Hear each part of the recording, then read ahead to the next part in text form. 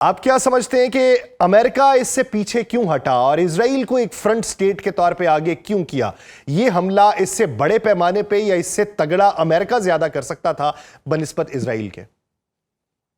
देखें, अभी तो ये 100% कंफर्म नहीं है, क्योंकि जो इतलात आ रही हैं और डोनाल्ड ट्रंप का जो इब्तदाई बयान है, अगरचे अभी हमें स्केल नहीं पता, हमें वॉल्यूम नहीं पता, लेकिन हमें ये मालूम है कि ये मुश्तरका हमला है। और डोनाल्ड ट्रंप ने भी अब इसकी तस्दीक कर दी है कि इसराइल के साथ मिलकर ईरान के ऊपर अमेरिका ने हमला किया है।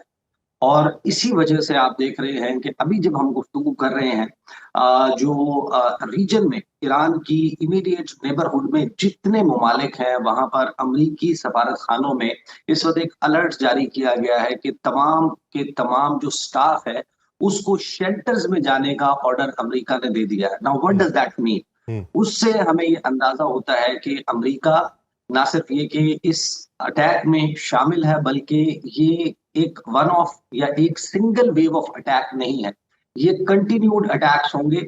अगर चाहिए अभी टू अर्ली है कि हम इसके ऊपर कोई एग्जैक्ट प्रोडिक्शन कर सकें, लेकिन याओ गालेंट जो मिनिस्टर फॉर डिफेंस है इसराइल के, उन्होंने, आपके इल्म में होगा कि लगभग 14 घंटे पहले इस अटैक से एक ट्वीट किया था। हम्म। और उन्होंने ये कहा था कि आने वाले चंद हफ्ते, आने वाली चंद दिहाइयों को शेप अप करेंगे कि मिडल ईस्ट अगले कई दिहाइयों तक किस किस्म का होगा, वो अगले चंद हफ्ते तय करेंगे। इसका मतलब ये है कि ये एक सिंगल वेव ऑफ अटैक नहीं है, एक से तो ज्यादा बज़ाहिर हमले जब होंगे बार डोनाल्ड बार। ट्रंप ये बात करें कि हथियार डाल दो वरना मार दिए जाओगे, जो ईरानी पासदाराने इनकलाब को उन्होंने कहा है, तो इसका मतलब तो फिर यही है कि पै दर पै हमले तो होंगे, ये इब्तदा है और इसकी वेव जो है वो अगले कई दिनों तक फैलेगी। जी, पैदर पे हमले भी होंगे, और उन हमलों का जो एंड ऑब्जेक्टिव है वो बड़ा वाज़ेह है। वो है कि ईरान में एक ऐसी रिजीम जो है वो लाई जाए, इस करंट रिजीम का खात्मा किया जाए। और जरा अगर हम जब इसको जूम आउट करते हैं, तो हमें ये मालूम है कि अमेरिका की जो पॉलिसी है इस पूरी दुनिया के हवाले से, जो कॉन्फ्लिक्ट्स का बिजनेस है, वो अमेरिका को सूट करता है। जो उसका सुपर पावर का स्टेटस है उसको बरकरार रखने में मदद देता है। और अमेरिका एक कॉन्फ्लिक्ट को खत्म करता है, दूसरी कॉन्फ्लिक्ट शुरू करता है। वो इराक जाता है, वो अफगानिस्तान जाता है, वो अफगानिस्तान से निकलता है, वो यूक्रेन जाता है, वो यूक्रेन से निकलने की बात करता है, वो ग्रीनलैंड शुरू करने की बात करता है, वो वेनेजुएला में अटैक करता है, और वो फिर ईरान के खिलाफ बिल्डअप शुरू कर देता है। और हम्म। खास तौर पर हर वो मुल्क जो चीन के करीब है, हर वो मुल्क जो रूस के करीब है, उनकी मुआशी नाकाबंदी, उनको जो है वहां पर रिजीम चेंज करना, वहां पर ऐसी हुकूमतें लाने की कोशिश करना जो हुकूमतें उनको सूट करती हों और वॉशिंगटन से पूछ कर अपनी पॉलिसी बनाए। ये तो एक बड़ी एक नोन बात है, सबको मालूम है कि जो कंटेनमेंट ऑफ चाइना है उसकी पॉलिसी, क्योंकि ये एक एग्रीड अपॉन बात है कि जो करंट सेंचुरी है, जो मौजूदा सदी है, इस सदी में जो पावर का मरकज है, गुज़श्ता 70-80 साल से एक यक कुतबी दुनिया जिसमें सोल सुपर पावर हमें अमेरिका नजर आता है, जो बिला शिरकत गैर इस दुनिया पर हुक्मरानी कर रहा है, वो ताकत का मरकज तब्दील होना है। एक मल्टीपोलर वर्ल्ड, एक हमा जहती, एक हमा कुतबी दुनिया जो है वो वजूद में आ रही है, जिसमें जो पावर सेंटर है वो शिफ्ट कर रहा है वेस्ट से ईस्ट की तरफ, जिसके मरकज में चाइना मौजूद है। अब उस चाइना की पावर को, उस चाइना की जो एक आलमगीर बादशाह जिसको अमेरिका कहता है, जो उनका मंसूबा है one belt and one road, hmm. उसको काउंटर करने के लिए उनके बढ़ते असर रसूख को, उनकी अलायंसेस को वीक किया जा रहा है। अब चाइना के बैकयार्ड में, चाहे वो अफगानिस्तान हो, चाहे वो ईरान हो, वहां पर अमेरिका का जो एक क्लियर स्टेटेड ऑब्जेक्टिव है कि वहां पर शोरिश बाकी रहनी चाहिए। और फिर जिस जिस मुल्क के साथ चाइना के बड़े मुआहदे हैं, खासतौर पर ईरान जिसके साथ 25 साल का उनका स्ट्रेटेजिक पार्टनरशिप का एग्रीमेंट है, जिसमें लगभग 400 अरब डॉलर चाइना इन्वेस्ट कर रहा है, चाइना फराहम कर रहा है ईरान को। ईरान उसके बदले में 25 साल तक हैवीली डिस्काउंटेड प्राइसेस के ऊपर तेल की फराहमी आबनाए हुर्मुज के जरिए वो चाइना को कर रहा है। तो ये तमाम चीजें हैं जो अमेरिका को मालूम है कि अच्छा, चाइना का अभी जो अभी बढ़ता, का जो मंजरनामा है ईसा नकवी साहब, उस पे अभी के मंजर। रजा पहलवी का एक बयान मंजर आम पे आया है, जो ये कहते हैं कि ईरानी फौज और सिक्योरिटी फोर्सेस को बराह रास्त में पैगाम दे रहा हूँ, जो अमरीकी सदर ने वादा किया था वो पूरा कर लिया है और ईरानी अवाम दोबारा सड़कों पर निकलने के लिए तैयार हो जाएं और ये जो डूबता जहाज है सुप्रीम लीडर का, इससे उतरें और अमरीकी नाव के अंदर आके बैठ जाएं और ईरानी अवाम जो है वो मौजूदा हालात में घरों में रहें, पुरसुकून रहें। हतमी इकदाम के लिए वक्त का ऐलान जल्द करूंगा, अवाम सोशल मीडिया और सेटेलाइट चैनल से राबिते में रहें। क्या कारगर साबित होगा? माजी करीब में भी जो एहतजाज हुए थे उस एहतजाज को जनाब ने कैश करवाने की कोशिश की थी, वो किस हद तक हुए और अब की बार जो उनकी अपील है वो किस हद तक कारगर साबित होगी? अच्छा, ये जो रजा पहलवी है ना, इनका द फैक्ट कि अभी कोई बहुत ज्यादा पुरानी बात नहीं है, 1.5-2 साल पहले की बात है। ये दीवारे गिरिया पर मौजूद थे बेंजामिन नेतन्याहू के साथ और इन्होंने वहां पर इसराइल की सलामती के लिए और इसराइल की सरबुलंदी के लिए, इसराइल के मजीद तवाना होने के लिए दुआएं भी की थी।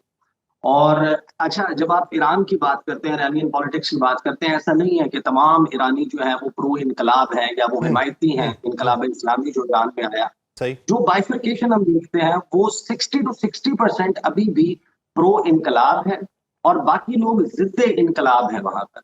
अब जो लोग जिद्दे इनकलाब है वो सब के सब पहलवी के साथ नहीं है, वहां पर भी मुख्तलिफ सेक्शंस हैं। रजा पहलवी बेसिकली वहां पर बाहर बैठकर इस सारी सिचुएशन में अपना एक way back into Iran and Iranian power game, वो ये चाहते हैं कि अगर इसके नतीजे में अमेरिका और इजराइल वो अहदाफ हासिल कर लेते हैं जिनको लेकर वो मैदान में उतरे हैं तो उनका चांस बन सकता है। But in that case as well, जब हम ईरान को स्टडी करते हैं, खासतौर पर मुझे कुछ टाइम भी स्पेंड करने का इत्तेफाक हुआ ईरान में, खासतौर पर जो ऑपरेशन तूफान अल अक्सा था उसके फौरी बाद आई वाज देयर। वहां पर जाकर आपको एक बात जरूर पता चलती है कि जो एंटी अमेरिकनिज्म है या एंटी जायनिज्म है वो इनकलाब के प्रो या जिद्दे इनकलाब लोगों का मसला नहीं है। ये ईरान का एक मिल्ली जज्बा है समहाउ, कि एक नेशनल सेंटीमेंट है जो सहूनी रियासत के और अमेरिका के खिलाफ जज्बात रखता है, वहां का एक मिल्ली जज्बा है।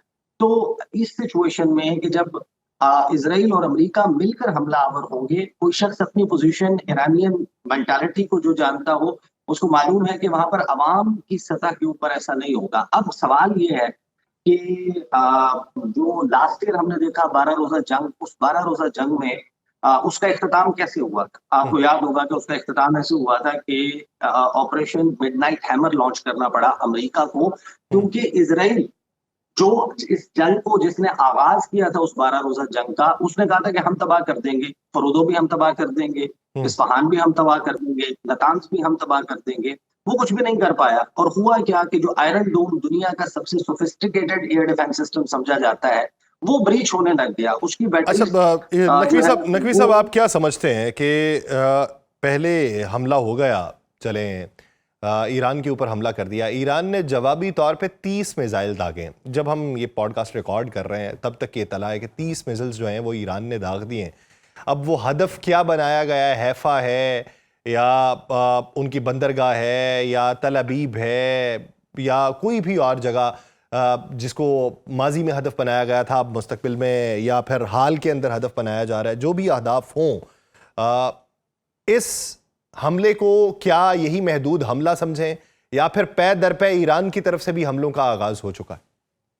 अभी तो हम ये आपको कंफर्म, मैं पहले कि हम मॉनिटर भी कर रहे हैं इसको साथ साथ सिचुएशन को, ये कंफर्मेशन तो आ चुकी है कि कम से कम इस रीजन में 5 मुल्क ऐसे हैं जहां से ईरान ने अपने शहरियों को फौरी तौर पर निकलने का हुक्म दे दिया है। उनके लिए हिदायतनामा जारी कर दिया कि आप मुत्तहिदा अरब अमारात, कुवैत, बहरीन, उर्दन और गालिबन कतर, ये वो ममालिक हैं जिसको ईरानियन सिटीजन्स छोड़ दें। इसका मतलब क्या है? इसका मतलब यह है कि ईरान ने इन ममालिक को टारगेट करना है, सही, या वहां पर मौजूद अमेरिकन बेसिस को, अमेरिकन एसेट्स को, अमेरिकन प्रेजेंस है इन तमाम ममालिक में। अगरचे अमेरिकन प्रेजेंस सऊदी अरब में भी मौजूद है, अमेरिकन प्रेजेंस दीगर ममालिक में भी मौजूद है, लेकिन उन ममालिक ने इस सिचुएशन में न्यूट्रल रहकर और वाज़ेह तौर पर ईरानियन लीडरशिप को ये पैगामात भिजवाए, बताया और अपनी एयर स्पेस इस्तेमाल नहीं होने दी, अपने जो फिजाई हदूद है, अपनी जमीनी हद है, अपने पानियों को इस्तेमाल नहीं होने दिया।